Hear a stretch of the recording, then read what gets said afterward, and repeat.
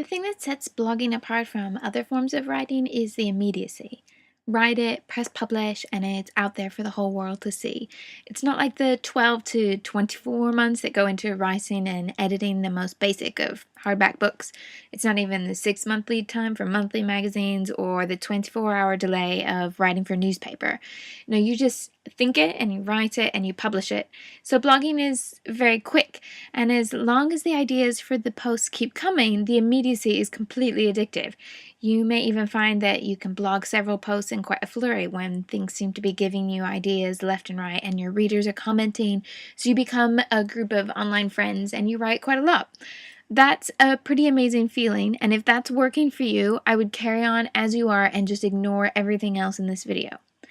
But if you find it difficult to think about what to post, or if your ideas seem to come in fits and starts so you don't feel your blog is very consistent, or you want to develop a more defined style to what you publish, then if any of those are you, then developing a planning method may be very useful for you.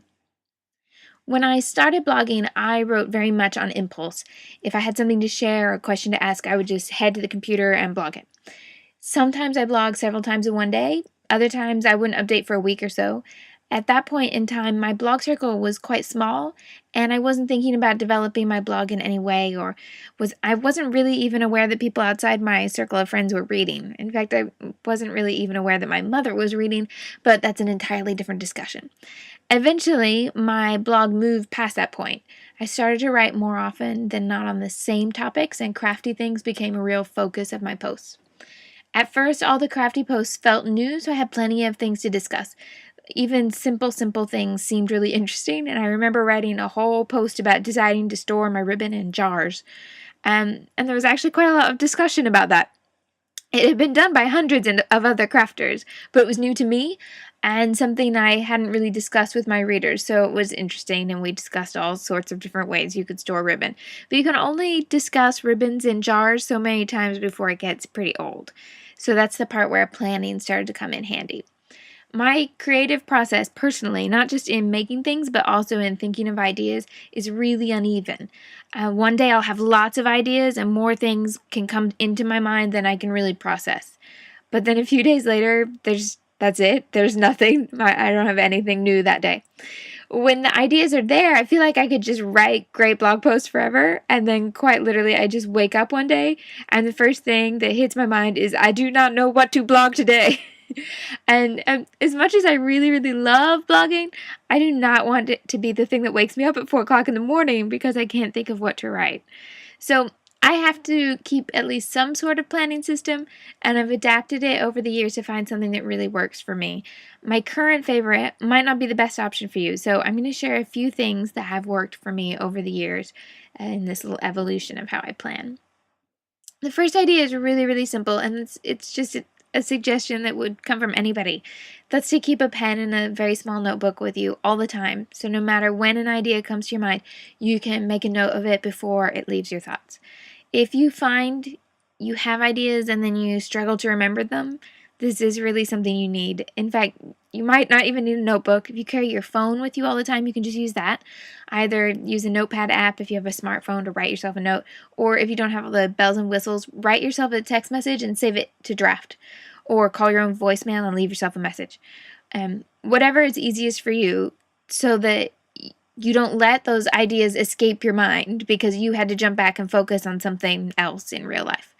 Of course, if push comes to shove, you can write your great idea on any old scrap of paper you find, but the notebook comes in handy for knowing that you don't also need to then remember what bit of paper and where that bit of paper might be. You can just have one place where you keep everything all the time. If you have trouble remembering the ideas that come to your mind, then chances are you might also forget where you put the piece of paper. So yeah, if you can have one place to always write things down, then you can just keep all your ideas in one central location. But for some people, that's a bit too loose. You might really crave order. So a brainstorming spot like a notebook it's not enough structure. In that case, grab a calendar instead of a plain notebook, something with dates. and write all your blog topics in there. If you run anything that repeats on a regular basis, you can start by noting all those posts on your calendar first, and it will soon be really obvious how much of your content is already decided. You can add the 10 things post to the 10th of every month right now. When I fill in a planning calendar, I know that every Wednesday has a sketch and every Friday night has a giveaway. I started those regular features so I'd be able to keep some consistency when I was going to be away from my computer and my blog. But now that I'm back to a more regular schedule, I love that I always know 2 things for the week and I don't need to reinvent the wheel.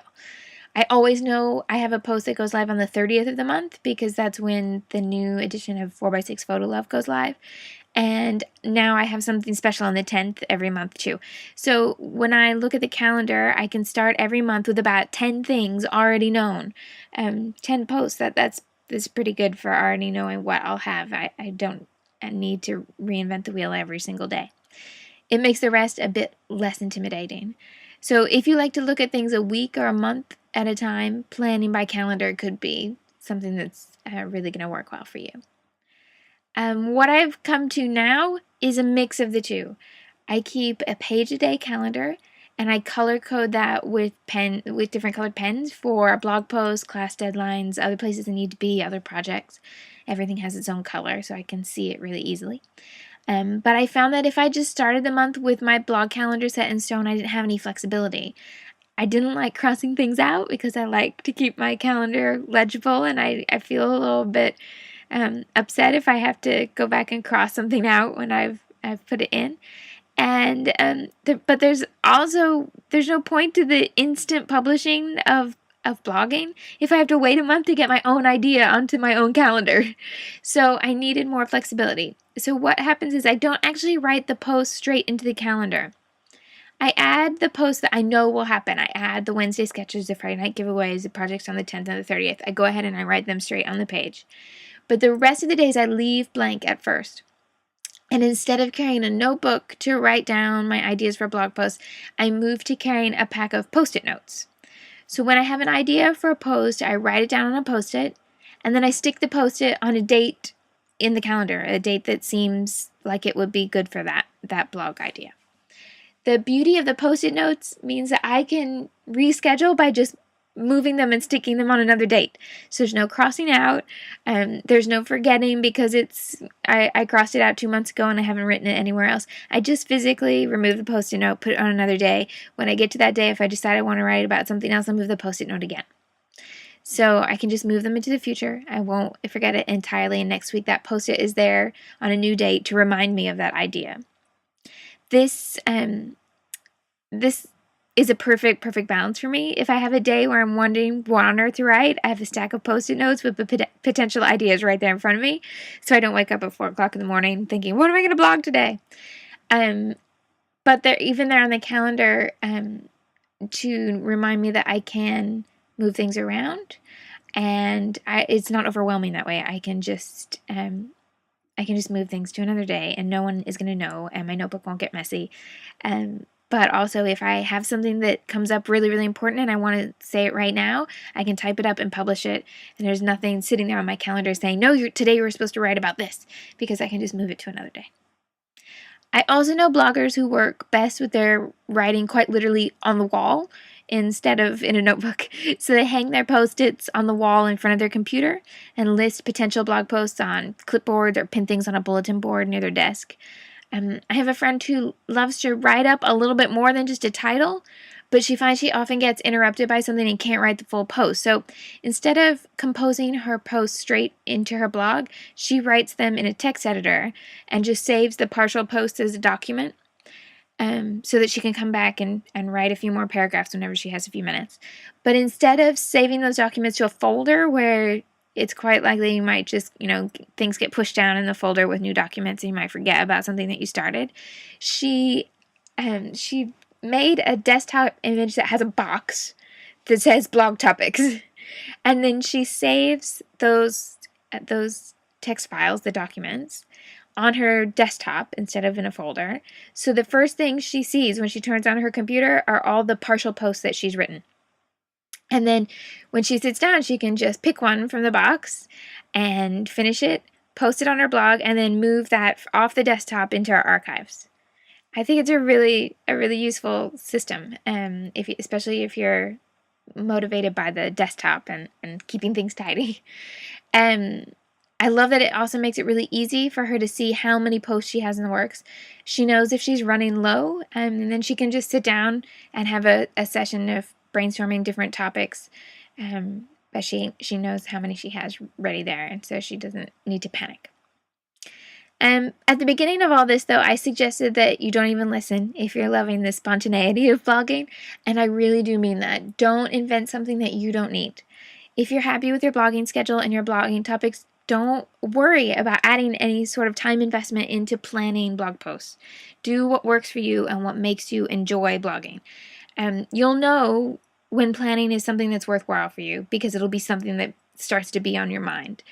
It might be because you're trying to meet some goals with your blog, or because you want to make sure that your ideas are getting from your head to your blog rather than just escaping from your mind as you go about other things in your life. Whatever is working for you now, embrace it. And then when there are times that you feel you need to come back and refine the way you plan, think about a few of these and then use them as your own metric and develop what's perfect for you. There's going to be all different ways to vary it. This is just a very basic way to start, and then you'll find the way that will be just perfect for you. Good luck and happy blogging!